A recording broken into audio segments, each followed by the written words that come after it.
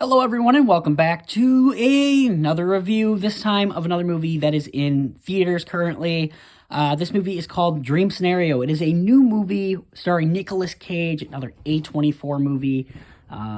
Studio that brought us Everything Everywhere All at Once, Beau is Afraid, countless movies. Let Me In. I don't need to name them all. But anyways, guys, this is a very interesting movie about a man who pops up in random people's dreams. The people are having dreams and they're going through something very scary, like they're gonna get eaten by crocodiles. And Nicolas Cage's character just stands there and waves at them as they're getting, about to be eaten. And then kind of becomes a celebrity because he's showing up in millions of people's dreams across the world. And then all of a sudden, the dreams turn into nightmares in which he's killing the people in the dreams, and things go from there. This movie's crazy.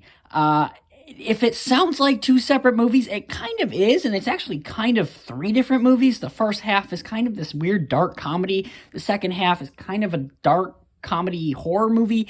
And then the third half is kind of this weird science fiction movie. It's a weird movie.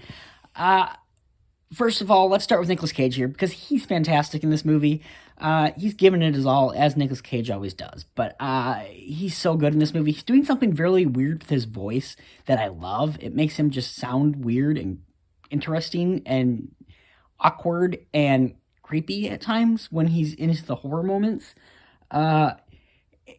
I couldn't believe how funny this movie was. I just saw American Fiction, which I did not expect to be as funny as it was. I couldn't believe how funny the first hour of this movie was. Absolutely hilarious.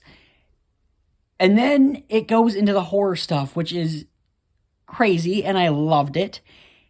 And then the movie literally kind of like fades to black and completely goes in a separate direction. That separate direction does not work. It's kind of like a science fiction kind of thing, and it's weird.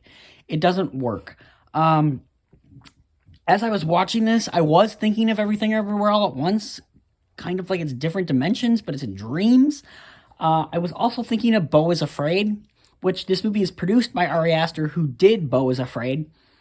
And I think this is what Beau is Afraid kind of should have been. Because we don't need to talk. I'm never going to ever watch Beau is Afraid ever again. That movie was terrible, in my opinion. This movie's just crazy. It's wild.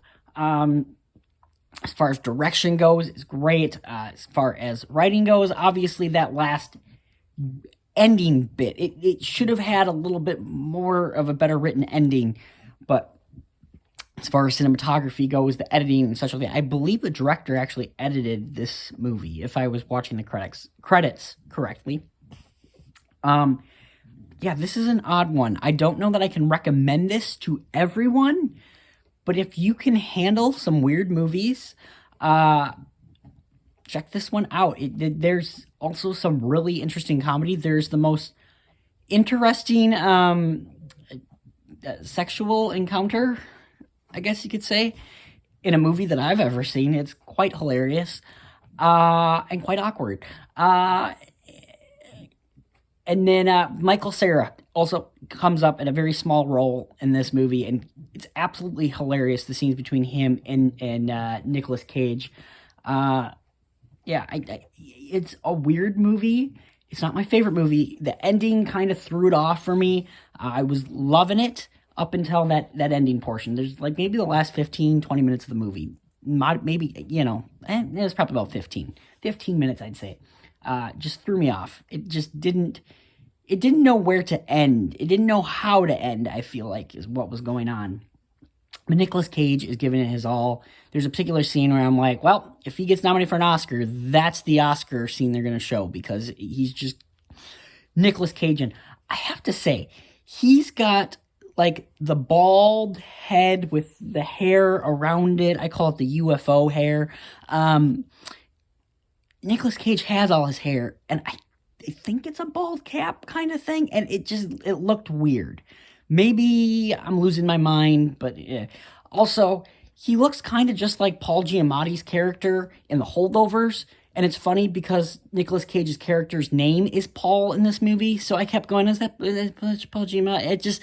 weird connections there. So yeah, this is a very interesting movie. I don't really like to recommend it to everyone. It's not my favorite movie in the world, but at the same time, this is a cool, interesting, original idea for a movie, so it should be checked out. I'll give this one a 7 out of 10. I enjoyed it. I would watch it again. That ending, though. Not loving the ending. Other than that, though, really good movie. Check it out. Hopefully, I'll see another movie in theaters tonight. I don't know what movie. I still have to see Napoleon. I still have to see Wish. There's Beyonce movie. There's Godzilla. There's so many movies to watch. So hopefully more reviews coming soon. I also have to review all my Blu-rays. I have now reviewed one that's up on the channel. I have filmed another one that I don't know when it's coming up because I'm trying to do one video a day. So yeah, more to come, guys. We'll talk to you soon. Don't do anything I wouldn't do.